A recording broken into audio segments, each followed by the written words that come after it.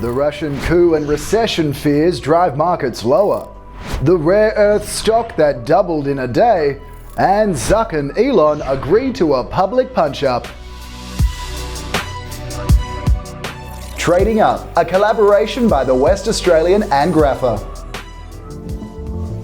Investors were jittery on the markets today. Even though the coup in Russia fizzled out before the trading week started, it's still a reminder that there is a whole crisis bubbling along in Russia that literally could blow up at any time.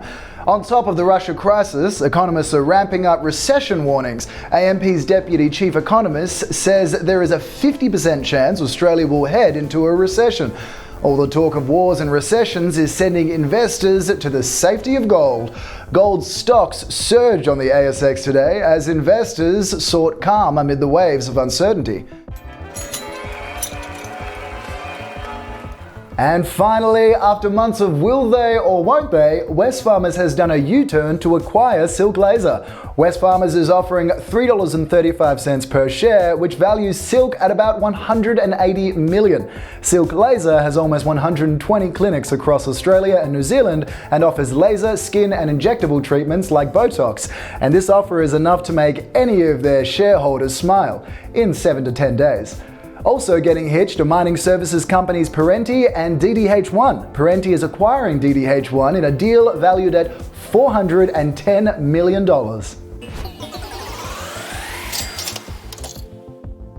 Crazy money from Metcash, which announced their full-year revenue jumped more than 6% to $15.8 billion. Shares surged more than 4% today following the bumper profit.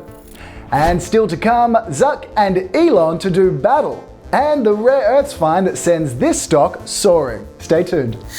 Aussies have $400 million in COVID-19 Qantas credits. The word from the airline is, use it or lose it.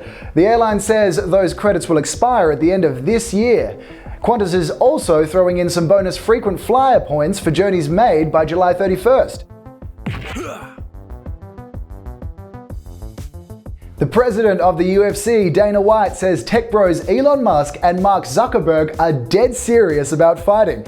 The owners of Twitter and Facebook have been using their respective social media platforms to trash talk each other.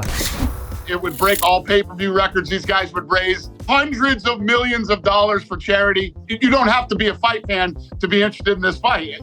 Everybody would want to see it. Cashing in on the hype, a handful of hypothetical betting lines have been released by sportsbooks. If these tech bros do go to battle, the real winner would be perhaps the UFC, as it would be potentially the biggest fight ever in the history of the world.